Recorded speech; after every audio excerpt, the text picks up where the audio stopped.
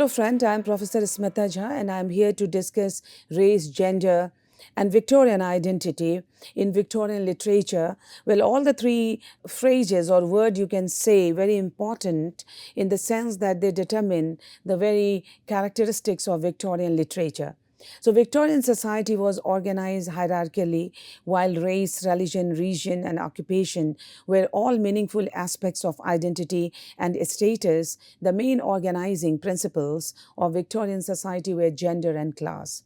As is suggested by the sexual double standard, gender was considered to be biologically based and to be determinative of almost every aspect of individual's potential and character.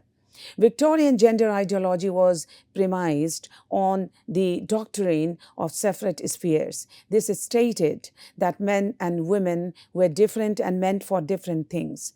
Men were physically strong, while women were weak. For men, sex was central, and for women, reproduction was central. Men were independent, while women were dependent. Men belonged in the public sphere while women belonged in the private sphere. Men were meant to participate in politics and in paid work, while women were meant to run households and raise families. Women were also thought to be naturally more religious and morally finer than men. While most working class families could not leave out the doctrine of separate spheres because they could not survive on a single male wage, the ideology was influential across all classes. The radical racial thinking that preoccupied the minds of many imperialists conveniently emerged synchronously with new definitions of British masculinity during the Victorian era. Nobleness, bravery, and an adventurous spirit became staples of the loyal male imperial subject. These values were not difficult to detect as they penetrated virtually every aspect of British society, from religion to popular culture. If individuals did not consume messages of the new masculinity in a church pew, they consumed it in literature. Penny dreadfuls and works by British authors like Sir H. Rider Haggard infused adventure stories with indoctrination to perpetuate new ideals of masculinity. Scholars of the 19th century were not oblivious to these evolving gender values and widely speculated on the source of this new male identity. They often concluded that it was the culmination of advanced British social mores and institutions. The colony served as a playground to exhibit this new masculine identity through the exploration of dark continents, administration of savage cultures, and numerous other exhilarating imperial activities. The long-standing tradition of British academics argued for gendered hierarchy based on gender's status as a social or natural category and the body's role as anchor of social roles and identity. This was reflective of a larger trend that sought to integrate discussions of the biological with the social. Indeed, as Scott Junigal suggests, taxonomic studies gave Europeans a lexicon for registering and thinking through heterogeneity as it is empirically manifest. Indeed, an academic obsession with taxonomy demonstrated this trend by associating not only sexual differences but racial differences as well with varying degrees of social order and stability.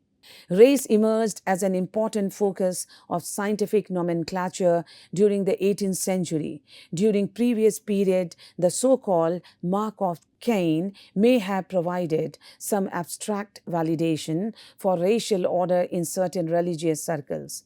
But the elite post-Enlightenment culture of Britain required far more concrete proof to legitimate the kind of authority that effective colonial administration required. This proof also came packaged in less reliable pseudosciences like phrenology. Devotion to the cause of scientifically establishing racial distinction was manifested in different ways, including societies that were committed to promoting these disciplines. Though non white ethnicities were more or less uniformly denounced as inferior to Britons, the fact that non white societies were often evaluated based on their achieved level of civilization. It was often demonstrated that race was a subordinate concept to gender in the imperialist mind. The civilization scale used to measure non European societies within the empire compared, among other things, the gender roles of indigenous societies with those of English society. Knowledge of gender related indigenous practices was significant in helping imperial authorities determine the kind of administration that would most effectively exert and maintain crown dominance in a given territory. In perhaps the most infamous of several culturally intrusive legislations, William Bentinck demonstrated the weight gender roles played in racial thinking when he banned the Indian practice of sutti in 1829. To the imperial thinker, the funeral rite of widow throwing herself on her husband's funeral pyre represented a departure from civilized gender roles and consequently resulted in perceived racial disparities. But while British imperialists often pointed to supposedly immoral practices and their non white perpetrators to prove racial disparities and levels of civilization, some practices that would seem to warrant British stricture oddly avoided criticism. While in India, sati indicated a low echelon of civilization in the eyes of British administrators, practices of similar moral ambiguity were not always utilized to demonstrate the otherness of a given race. S.M. Edward, a police commissioner in Bombay, once benevolently reported that the licentious Japanese brothels of his district could be fairly equated with third class European houses. Such praiseworthy comparisons seem incongruent with the concatenation of literature published during the new imperialism that looked unfavorably on practices like prostitution, generally disagreeable to prevalent Victorian values. Curiously, the condition of brothels in India were fairly similar across racial lines, but those operated by Japanese women somehow escaped the scathing critique of Edwardes, an ardent imperialist. One must conclude that Edwardes' specific approval of Japanese brothels was in some way related to the similarities between domestic roles played by European and Japanese women in India. Because Japanese women in India adhered to the gender role demand appropriated by British imperialists, practices that would generally be condemned as immoral and racially other avoided, the criticism customarily bestowed upon disreputable institutions maintained by non whites, drawing from psychological methodologies, may provide historians with a viable means to explain the apparent inconsistencies in critiques like those of Commissioner Edwardes. Such approval of foreign cultures, whose practices mirrored the patriarchal structure of English society, reflected the concern of many imperialists. Indeed, the interest imperialists took with gender roles to the periphery may demonstrate that the empire itself may have been a manifestation of the contrived need for a renewed patriarchal English society. Controversial interpretation of the relationship between gender and empire have drawn attention to this perceived need by utilizing a Freudian modus operandi. Ella Shohat, for example, indicates the necessity of acknowledging the intersection of the epistemological and the sexual in colonial discourse, suggesting the empire bears resemblance to a phallic symbol may seem far stretched, but is not a conceptualization void of value. Conceptions of colored women as bearer of supersexual aggression were common during the 19th century and at some point probably began to cement preconceived ideals of European women as domestic caretakers more than objects of sexual desire. If the Englishman's wife could not be the object of sexual desire, say Freudian historians, the empire could. Felicity Nussbaum, for example, puts forward a similar interpretation in which she claims that imperialism is defined by a feminization of the colonized so that the territory inhabited and penetrated by the colonist figured as a woman. Historical models that draw heavily on Freud's theories of unified sexual consciousness are often problematic. But an analysis of the relationship between imperial aggression on the periphery and sexual repression in the metropole is valuable. A broader interpretation should extract the valuable idea of suppressed male aggression from Oedipal explanations that emphasize subconscious sexual complexes. Granted, the frequent allusion to penetration that Lloyd D. Mers, Peter Gay, and other historians have made are perhaps too explicitly sexual to be applicable in any meaningful sense. Still, although the empire may not have been a royal phallus in need of sexual object to penetrate, Victorian era sensibility undoubtedly suppressed male urges that, if not inherent to manhood, had certainly been dominant throughout the Georgian era. With this relationship in mind, it is clear that the emergence of radical racial thinking was underlined by a broader gender identity crisis in Britain. Edward Said noted in his monumental work Orientalism that the socially turbulent nature of the empire was evident from the battery of desires, repressions, investments, and projections that were played out both in efforts to incorporate and exert dominion over indigenous people.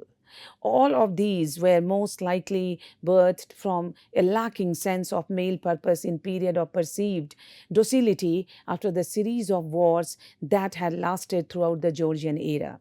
This was troubling to British masculinity that had long been defined by the mental and emotional effort to experience and present oneself as a culturally recognizable man by internalizing and enacting manly ideals and norms. Entails an active striving towards something. Empire provided the object of a striving. Non-white members of the empire provided the object of masculine domination, at least when they were defined in racial terms. Though racial distinction did often result in European ascendancy, the expansion of the empire required the compliance of certain indigenous peoples to work in administrative roles, a practice that would make the maintenance of a distinctive color line more difficult. The practice of placing native Indians in administrative roles in the Raj, for example, was a strategic necessity. But it was also extremely problematic in that it discounted the notions that the indigenous men were effeminate and naturally ill-fit for masculine leadership role. Gendered racial conception of non-white subjects were similarly challenged. In the Gold Coast and Kenya colonies, where Frederick Legard's concept of indirect rule had become vital in maintaining imperial control. As non-white imperial subjects became increasingly integrated into British social and political institutions and demonstrated their ability to act to some degree as British men, it became increasingly difficult to justify the exertion of power based solely on racial distinctions. Racial thinking no doubt occupied a central place in British consciousness during the new imperialism, but not autonomously of dominant gender ideals through which various races were analyzed. Sarah Bartman was not an intriguing specimen to English citizens merely because of other defining racial features in themselves, but for the divergent gender identities within the empire that her body signified. When racial thinking was not gendered, it held little value to British citizens to evaluate non-white imperial subjects. It would not be accurate or fair to advocate a study of empire based on either race or gender as the exclusive defining component of imperial consciousness. Instead, scholars of the British Empire should turn to an approach that understands perceived racial differences as a result of dominant pre-existing perception of gender during a given epoch in question. The Victorian era did not only see unprecedented transformations in the legal, socio-cultural, and political standing of women, it also witnessed the diversification of publicly acknowledged gender script. The novel offered a space where they could be addressed and negotiated. Most often than not, it illustrated their instability, their fluid character, and their simultaneous social conditioning. By that, it drew attention to the incongruences between acknowledged gender script and actual quotidian possibilities. Marriage, of course, was not attainable to all, and so the Victorian novel also registered debates addressing new fangled gender roles, such as that of the odd woman and the colonial men. It also took up the topic of sexuality, even if indirectly. It drew attention to Victorian polymorphous desires, while its changing form mirrored transformations that modernity brought to the conception of gender identities and male female relation.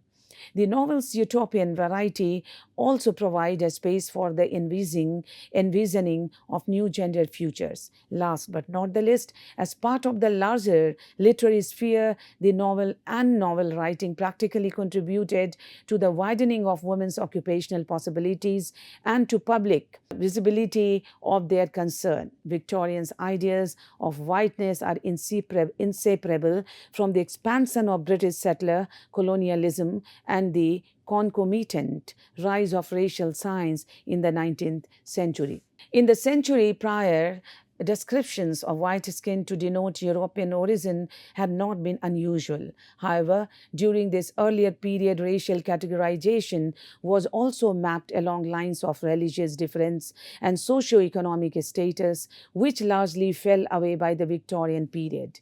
In the 19th century, deeply embodied and scientific understandings of racial difference proliferated, and race became understood as a more fixed biological category.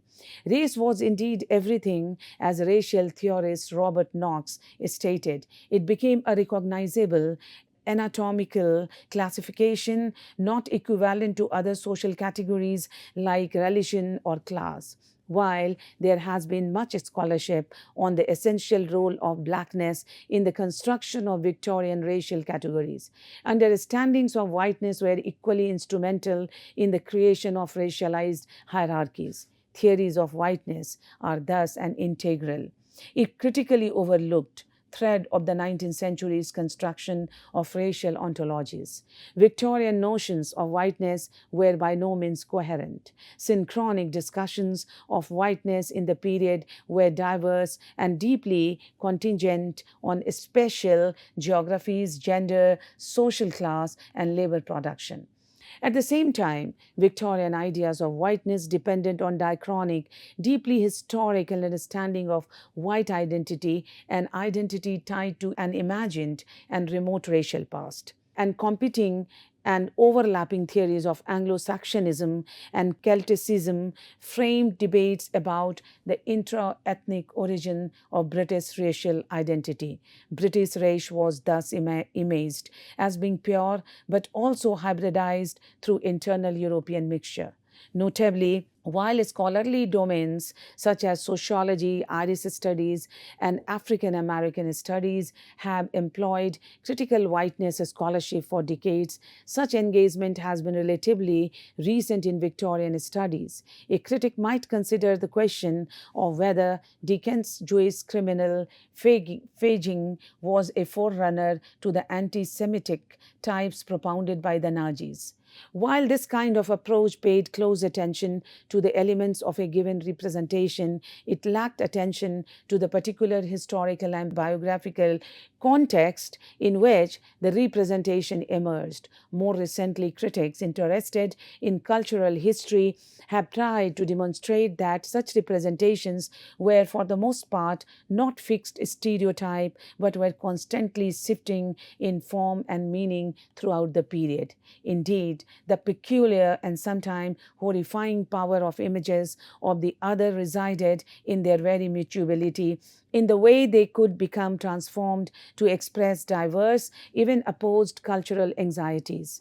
The earliest of these critical considerations was probably Said's controversial Orientalism, a work that aimed to explain representations of the Oriental, using an early version of what has come to be known since the late 1980s as a post-colonial approach. His culture and imperialism made this methodology even more explicit. The two works have inspired a cottage industry of studies of the literature of colonialism and imperialism. Victorians had numerous ways, literary and otherwise, of articulating their ideology concerning English national and British imperial identity in light of their experience of diversity. Two of the most important non-literary venues were scientific tracts and polemics. Victorian scientists developed several distinct sciences of race, craniometry, phrenology, eugenics, statistic, anthropology, and social Darwinism, just to name a few, devoted to demarcating and prioritizing all the imagined shades of color the scientists called races. For example, the Liberal Member of Parliament and historian Thomas Babington Macaulay gave both a speech on Jewish civil disabilities and later, as president of the Committee on Public Instruction in India, a minute on Indian education. The question of applicants' right was addressed as early as Edmund Burke's A Sketch of a Negro Code, and although still a burning issue nearly a century later, even in Thomas Carlyle's essay on liberal democracy, Shooting Nigeria and After. Literary representation of the other is appeared in every genre, but especially in the novel, which more than any other literary form of the period attempted to analyze and representation Victorian socio-political stratification. Critics have usefully examined the novelist representation of each form of otherness, considering, for instance, representation of the Oriental, the African, the Indian, the Irish, the Jew, and the Scot. By relating the characteristic of these representations to one another, such critics have begun to develop what might be called a unified field theory of otherness, describing how each such representation functioned in a larger Victorian project. The project of disciplining the conceptual borders of nation-state. At the same time, such criticism has sought to avoid the assumption that for the Victorians, all forms of otherness could be reduced to a fixed collection of stereotype traits. As Jonathan Friedman argues, quote, "It is the Jew who provides the master trope of otherness that allows one to see the family resemblance between these heterogeneous and proliferating others. It is, in fact, the stereotypical Jew who allows us to see these others as others at all. Throughout the period, representation of Jews appeared in novels pervasively and disproportionately. Jews and the idea of Jewishness made regular appearances in all areas of cultural production, but they were particularly noticeable in the novel. Every major Victorian novelist and most minor novelist included Jewish figure in some of their fiction. The sheer quantity of Jewish representation might strike a historian as surprising, given that demographically speaking, Jews were not the single or even the central figures of Victorian marginalization. The effort spent maintenance perceived British interest in India or Ireland far outweighed what was put toward the English encounter with its small Jewish population.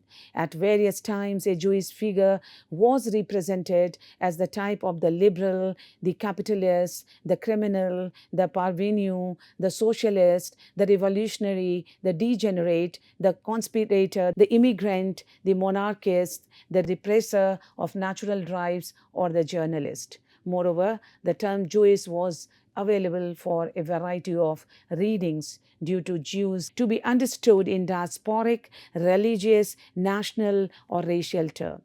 What were at stake in such depiction were the nature and limits of English national identity.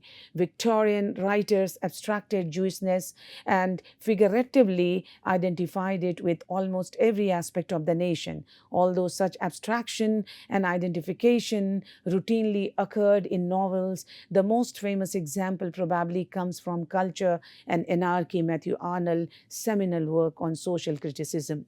Arnold defined Hebraism as a type of energy, specifically an energy driving at practice this paramount sense of the obligation of duty, self control, and work.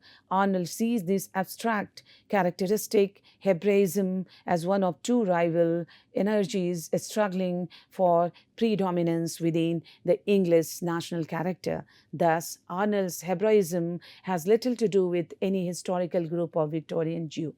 Rather, Arnold uses Hebraism to define an aspect of the essence of Englishness for his humanistic polemic. From the standpoint of literary history, understanding a discourse of otherness like that of Jewishness can help us trace the formation and historical evolution of novels' various subgenres. The representation of others put pressure not only on a writer's political ideology but even on a very form in which the writer writes. Jewish characters not only figure prominently in such novelistic subgenres as historical romance, domestic fiction, the realist novel, and the condition of English novel, but their presence frequently compelled writers to transform their genres into something new. Moreover, these subgenres were themselves transformed by those Victorian novelists who claimed Jewishness as an important part of their identity. Anglo-Jewish writers engaged in a fascinating and complex encounter with the prevailing representation, both assimilating and resisting the ideologies and generic form produced by the majority culture. Once we understand how these dynamics of assimilation and resistance work for British Jewish writers, we can begin to compare them to analogous dynamics present in the work of writers from other marginalized groups. As an orator on explicitly ideologies issues, Macaulay was compelled to articulate clearly his sense of the relationship between Jews, Indians, and the limits of Englishness. In his speeches on Jewish civil disabilities and Indian education, Macaulay laid out a liberal paradigm for how the British Empire ought to deal with religious and racial differences at home and abroad. Although Macaulay says, "Let us do justice to them," he does not suggest that they should or will have the same status as us. Doing justice does not mean dissolving the Christian power structure. Christianity will indeed triumph, but through toleration rather than bigotry, such as it has already triumphed over superstitions of the most refined and of the most savage nations. Macaulay's logic about the Jews was that the British will succeed better at converting Jews to Englishness instead of brutalizing them by showing them how tolerant the Brits can be. It is remarkable to see how precisely this program of Anglicization, philo-Semitic conversion are transferred to the program Macaulay outlined in his Minute on Indian Education 4-year letter. As president of the Committee on Public Instruction in India, he is asked to comment on whether he thinks the Indian school curriculum should focus on traditional Arabic and Sanskrit text or English text. In casting his vote for English, he employs the same rhetoric of tolerant Anglicization that he had employed in the speech on Jewish civil disability. Just as he believed Jews would benefit from exposure to Christianity in a tolerant context, he believed that Indians would benefit from exposure to English history, philosophy, religion, literature in their schools. For Macaulay, it is a given that the dialects commonly spoken among the natives contain neither literary nor scientific formation. Science and religion came together to help shape the attitude of British and Europeans toward the rest of the world, whose inhabitants were increasingly regarded as socially inferior and spiritually ignorant. Being a citizen of the empire also meant conforming to contemporary norms concerning gender roles. Later, these middle class expectations would be expanded within a strictly imperial mindset to provide a framework for what it meant to be a superior imperial citizen. In addition, being a citizen of the empire meant believing in a hierarchical relationship between the British and other culture. The fusion of national identity and race produced a sense of cultural superiority which encouraged the civilizing mission and outright racism. All of these cultural components of being a citizen of the empire can be found in Victorian literature. The word citizen also implies an acceptance of a certain identity, a recognition that one is part of a certain group. This realization is especially important when considering its influence on post-colonial historical theory. With this, I conclude this discussion. Let us meet in the next lecture with new topic. Thank you.